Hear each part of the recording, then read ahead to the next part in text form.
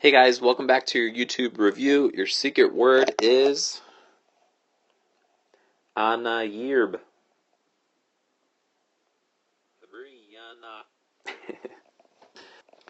Alright, and again, this Friday there's going to be a homework quiz because all the stuff that we're reviewing is going to show up in May. And you really need to be practicing nightly and challenging yourself to learn it and review it. Alright, so let's start off with 4/10 minus 9/10. Remember that with these problems with decimals, you can solve them in fraction form or you could just solve them in decimal form. I'm going to leave this one right now in decimal form. We're starting at 4/10, and this is like a basic elevator problem. We have a starting floor, and then we're subtracting a regular amount, a positive number, so it means we're going down 9/10. So I'm going to label 0, and I know that we're going to make it to 0, because 4/10 minus 4/10 is equal to 0. And then we're basically splitting 9/10 up into 4/10 and we'd be left with 5/10. So we're going to subtract that next. 0 minus 5/10 would equal negative 5/10. And that is the answer to this first problem. If you did the problem in fraction form, it would have looked really similar. Here I wrote in the fractions with orange.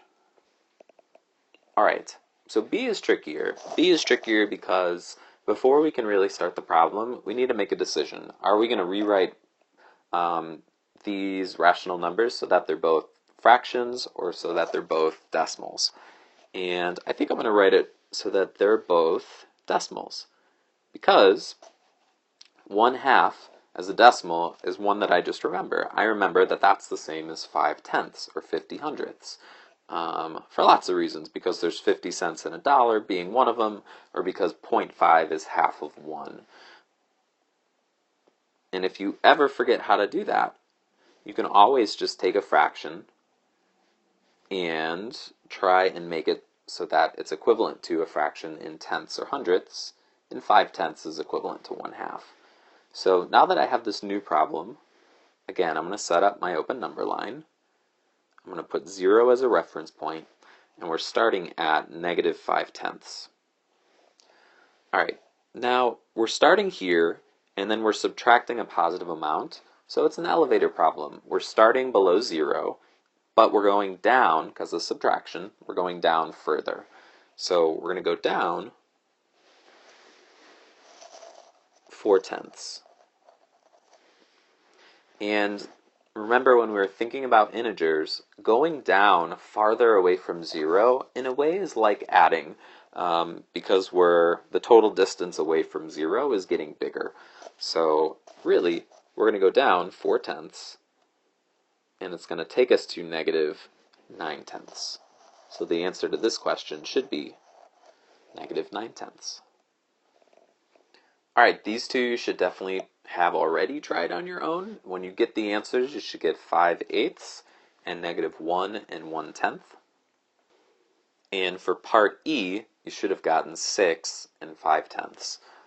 I want to go over part F because it's definitely tricky. So again, we have a choice to go fractions or decimals. I'm going to go decimals again. So we have 4/10, and then 3/4 is just like 3/4. And I'm going to keep the negative sign, and I know that that's equivalent to 75/100. And we could have also done this and realized that 4 times 25 equals 100, and we could have done the same to the numerator to get negative 75/100, which is a decimal, is negative 75/100. The most common mistake on problems like this is students will pretend that this is a regular 4 and this is a regular 75.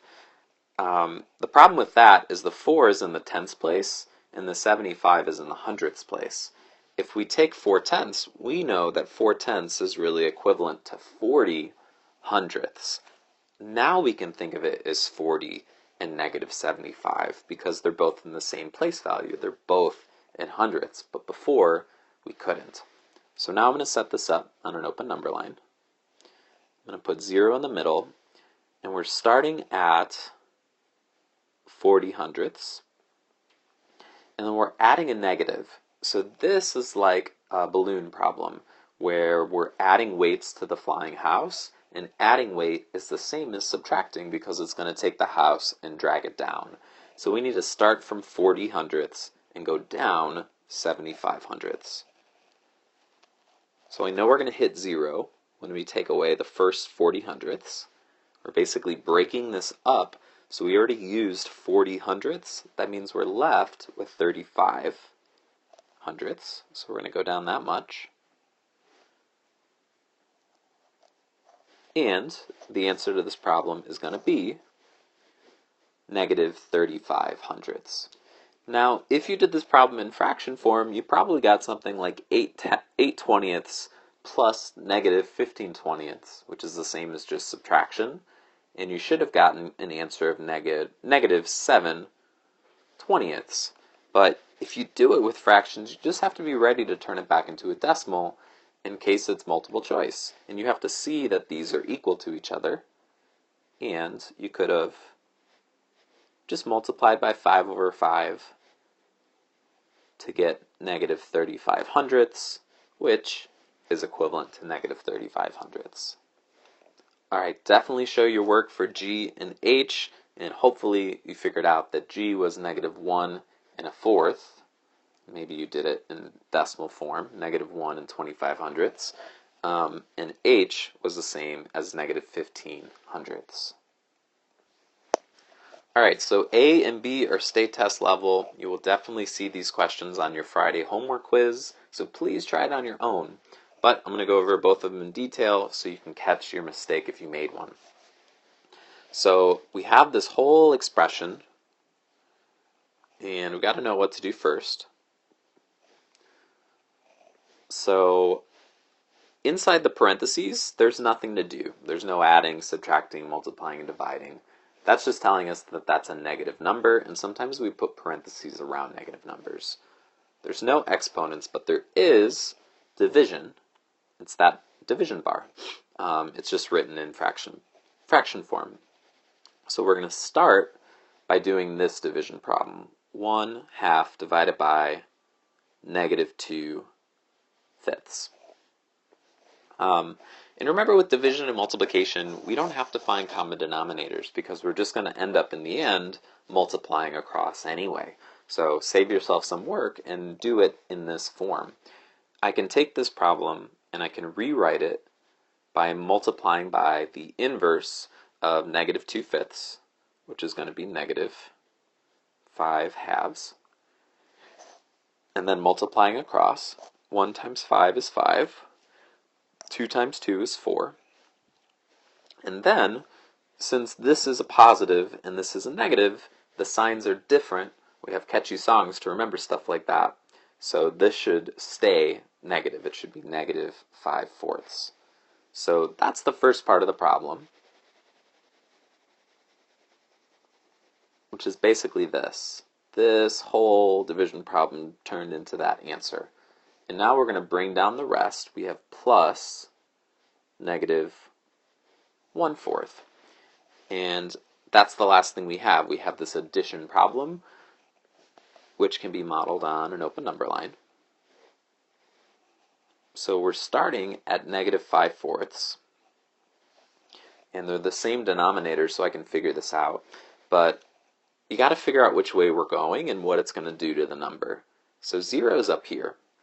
And this is like the flying house problem because we're starting below sea level, but then we're adding more weight to the house. So it's actually going to drag us down deeper below 0. So we're going to go in this direction.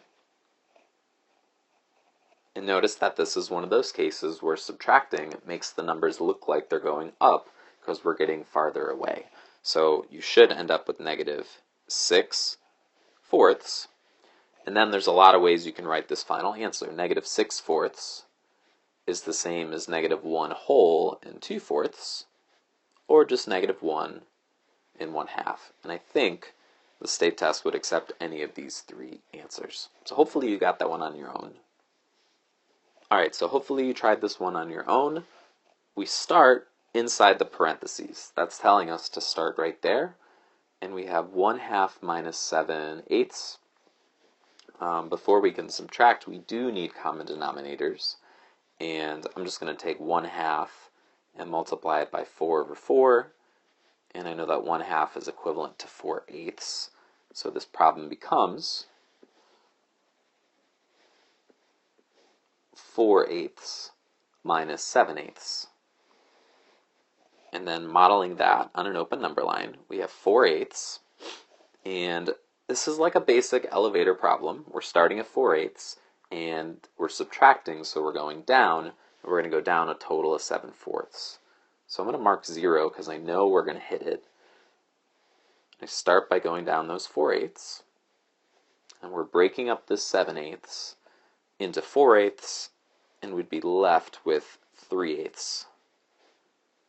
And so where we would end up, well, 0 minus 3/8 is just negative 3/8. So that's the very first part of this problem. I now know that inside these parentheses, it's the same as negative 3/8. So now I can rewrite the problem as negative 3/8 divided by 2/3. Alright, and so now to finish with this division, we have negative 3/8. The fraction bar is like division, divided by 2/3. And let's rewrite this problem as multiplication. And we can do that by multiplying by the inverse of 2/3. So we have negative 3/8 times 3/2. And then to multiply fractions, we just multiply across. 3 times 3 is 9.